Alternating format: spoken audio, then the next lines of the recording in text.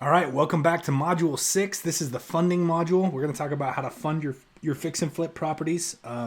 So I'm excited to jump in. We're going to talk specifically around my favorite way to fund a property. And the reason we're only going to go into one strategy in this class, well, a couple of reasons we're just going to talk about this one strategy.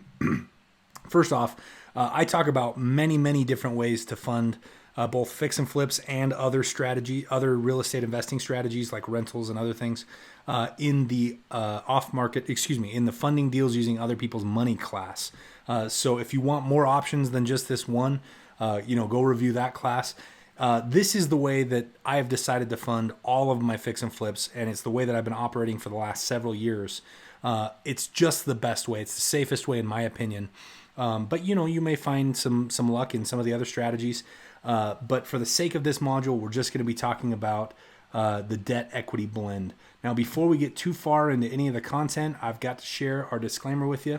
And that disclaimer says that I am not a licensed accountant, attorney, financial advisor, broker, agent, or any other licensed individual. I'm just a student, just like you. I've got a lot of experience doing this stuff. I've had a lot of success doing it. I want to share those strategies and those systems with you. So hopefully that's okay. Let's dive in. So again, review the funding real estate deals using other people's money class.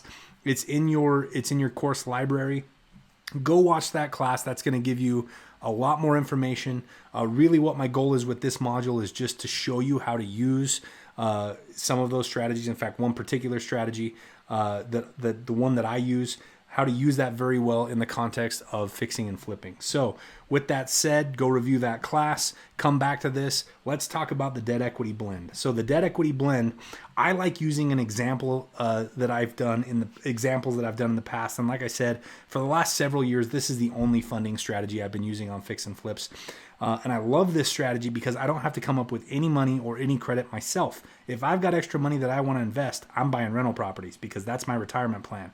But fixing and flipping, I do a lot of fixing and flipping because it's a great way to make a lot of money fast, potentially, right? So I've got a property that I like to share whenever I'm talking about this strategy. I also used it in the funding real estate transactions using other people's money class.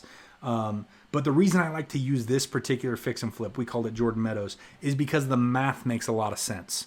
Because it's nice, easy, round numbers, the math makes sense, and it makes it easier for me to articulate how to execute this strategy. So let's use this same property, Jordan Meadows.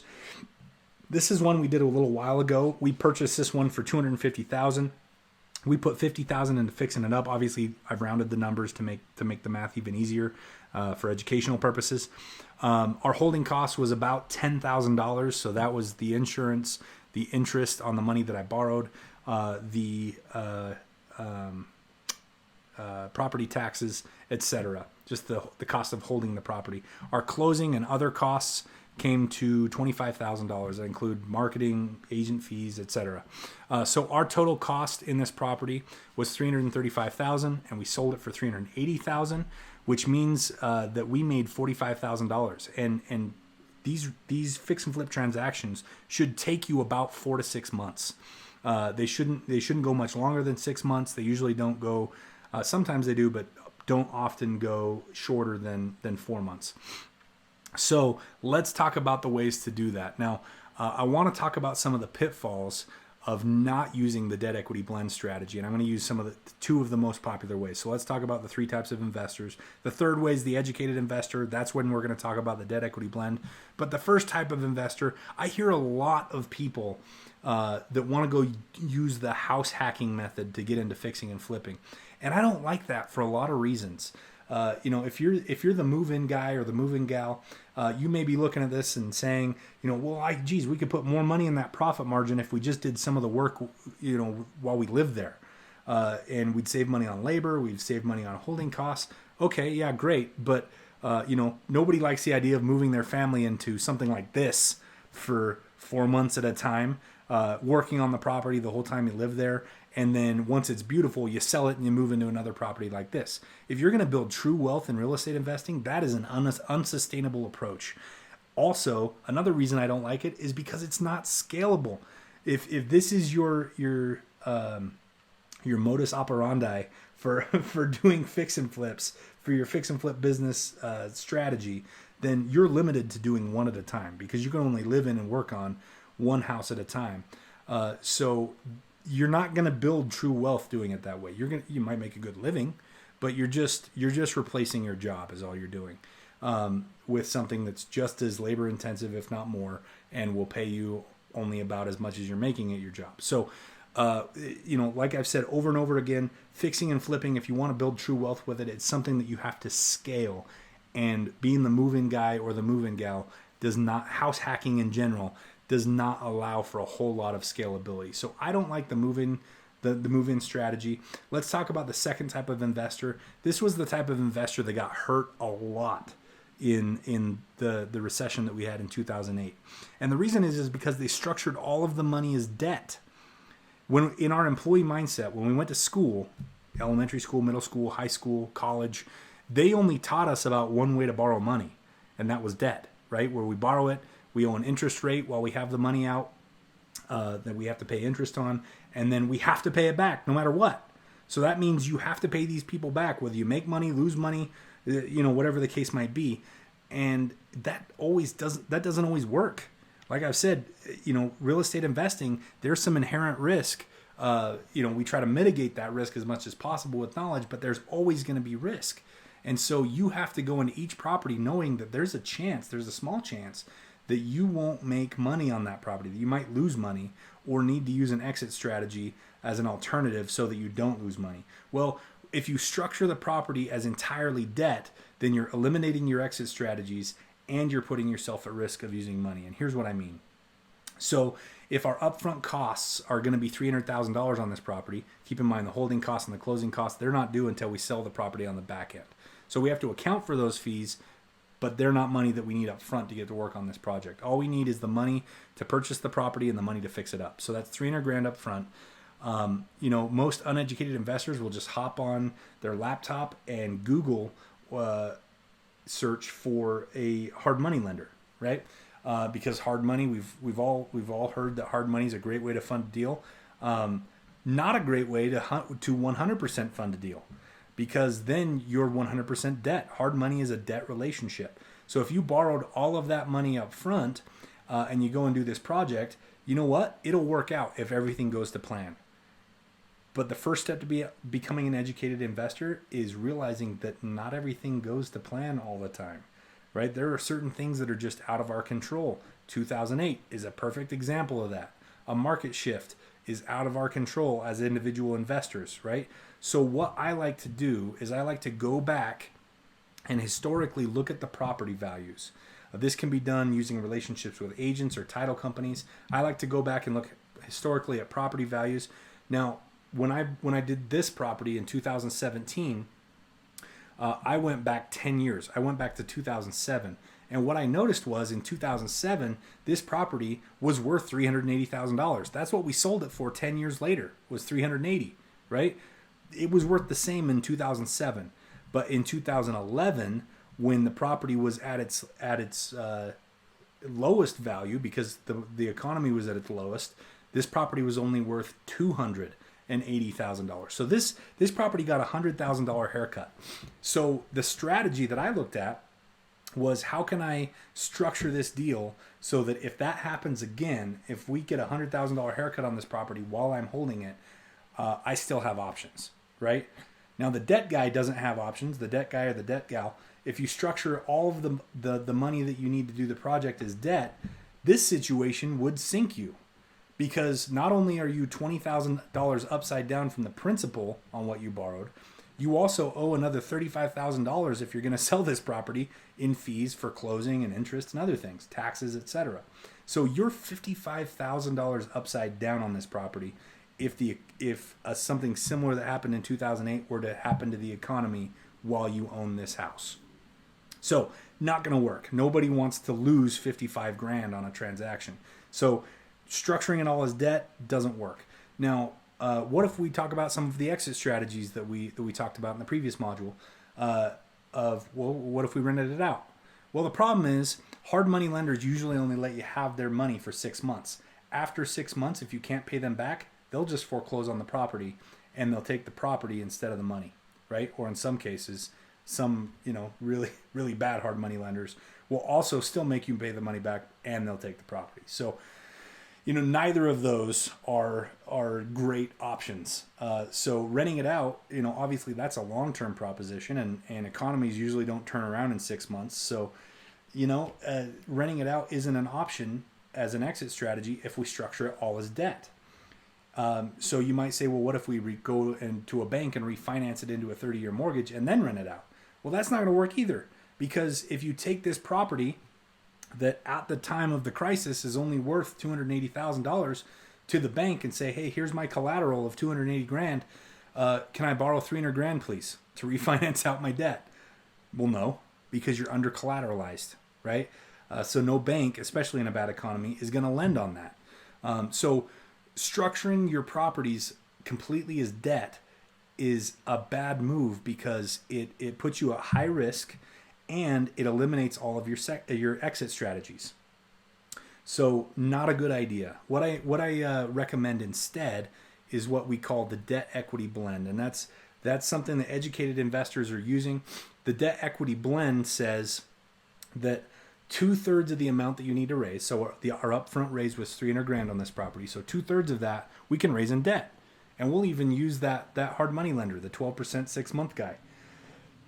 We can use him to raise that $200,000 in debt, but that means that we need to go find another $100,000 in equity to make that deal happen.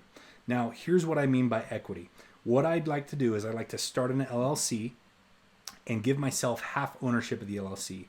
And then I go find somebody who has, in this case, $100,000 to bring their $100,000 into the deal and be the other half partner in the LLC. So what happens is I put the deal into the LLC. So I don't own the deal. The LLC owns the deal, right? Which I own 50% of. And the equity partner owns the other 50% of. If all goes according to plan on the deal, well, they're going to make half and I'm going to make half, right? Of that $45,000 profit, I'm going to make $22,500 and they're going to make $22,500.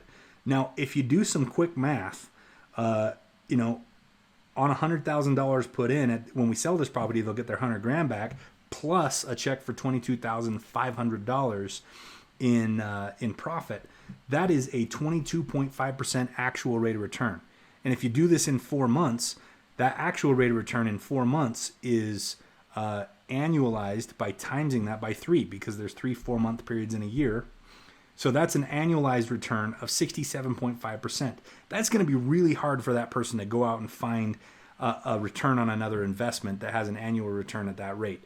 So that's going to encourage people just by showing them the numbers and by showing them this strategy. You could even write it up exactly this way and show it to them. That's going to encourage those equity partners to want to come in and be part of that deal. Now, here's the nice thing. It leaves, by structuring the money this way, it leaves all of our exit strategies open. And the reason is because if 2008 were to happen again and this property was only worth $280,000 and that happens while you're working on it, you have some options, because now you've got a partner in it with you that has to follow those exit strategies same as you, right? So if this property were to drop to $280,000, now we can take in our $280,000 asset, we can take it into the bank, and we can say, hey, look, I just need to refinance out $200,000 worth of debt this time, rather than $300,000 like the debt guy would have had to. So you give them $280,000 worth of collateral, and you refinance out the $200,000. They've got an equity position. Your collateral has a higher value than the loan you're asking for, so you're much more likely to get the loan. You now refinance out the short-term money from the hard money lender. He gets his money back, and now you've got a 30-year mortgage on this thing that you can put tenants in and rent it out. Your equity partner becomes now a partner in the rental rather than in the flip, right? Because you had to convert and use an exit strategy, and he gets half the cash flow every single month. Now, there's going to be cash flow, and here's why. You can rent this property out with a basis of it being worth $280,000. And your mortgage payment has a basis of an origination of only $200,000. So there's some difference there, and you're going to have cash flow every single month that you get to split with that equity partner, rather than them losing money on a deal. Now they're making more money because they get all of that cash flow for as long as it takes for the property. Let's say it takes another 10 years for the property to get back to 380. Well, that's fine. They make all that cash flow for 10 years, and then you sell the property for 380,000, and he cashes out 22,500, and you cash out 22,500. Worst case scenario, you guys made more money. You just had to hold on to the property a little bit longer. So executing these exit strategies is important because you can turn a bad situation into a great situation by leaving those exit strategies available to you. The best way I know how to do that is by structuring all of your fix and flips with the debt equity blend. That is the best way to do it. So make sure that you're being smart about that. Now let's talk about my position in this deal for just a second. If you remember, I didn't bring any money to the table. I brought $0, right? And yet I still made $22,500. That means my rate of return was infinite. I feel like a third grader when I say this. I made infinity % on this deal, right? And that's, it comes back to the mindset class. If you watch the mindset class, we talked about how knowledge is a much more valuable currency than money. These other two parties just brought money to the table. The reason my return on investment was so much higher, infinitely higher than theirs, is because the resource, the value that I brought was knowledge, not money. Okay, so important. This is going to put you in the best situation. This is going to put your equity partners in the best situation. This is going to put your debt lenders in the best situation. Hard money lenders are, again, relationships that you're going to want to work with over and over and over again. If they have to foreclose on you, that's a messy process. They may not want to work with you after a foreclosure. So this protects everybody involved. It protects your relationships. It protects yourself. It protects the project. It protects the money. So make sure that you're structuring them right. You don't have to use the debt equity blend, but it's my favorite way, and in my opinion, it's the best way to structure the money in a fix and flip property. Now, let's talk about some of the pros and cons of using the debt equity blend. Pros, obviously, optimum scalability. Rather than, because we talked about in the funding deals using other people's money class, we talked about how you could use an equity partner just to fund the whole thing, right? And then it's even less risky. Well, the problem with that is then it's more risky for them, less risky for you, but it's more risky for your equity partner because then they're putting all their eggs into one basket. What happens if something happens to that house that the insurance doesn't cover, right? Then they're sunk and your relationship's gone. Also, you can stretch that money further rather than that person bringing $300,000. If they have $300,000 available, go do 3 deals just like this one rather than doing 1 deal just like this one, right? That's going to diversify their funds a little bit into other properties, as well as if you can make 45 grand on each property, not saying you're going to, but if you hypothetically, as using this as an educational example, if you 45 grand on 3 properties, that's much better than doing it with 1, right? So the debt equity blend is the optimum, in my opinion, the optimum strategy for fixing and flipping, for funding fix and flips. Optimum scalability, optimum risk, diversification of funds, right? And there's more exit strategies available. The cons are there may be a little less profit in the deal by doing it this way versus some of the other ways that we talked about, the move-in guy, the debt guy. But you know what? Rather than stressing over a couple of $1,000s in one deal, why don't you just use a strategy like this where you can then go do several deals and exponentiate the rate at which you're making that money rather than stressing over the pennies, right? In a lot of cases, I think just by simple naivete, people not being educated, they're stepping over dollars to make pennies. Don't do that. Just go after the dollars, right? If you go after the dollars, the pennies will take care of themselves. So that wraps up our funding section. If you want more information around funding, like I said, check out the Funding Real Estate Deals Using Other People's Money course in your library in the education that you purchased. That's a fantastic course that I've recorded that has a lot more information there. But I just wanted to give you an idea of how that looks when we're structuring it in the context of a fix and flip. So that wraps up Module 6. Next will be Module 7. We're going to be talking about contractors and picking your contractors and managing your contractors. So that will all be coming up in the next module. I will see you guys over there.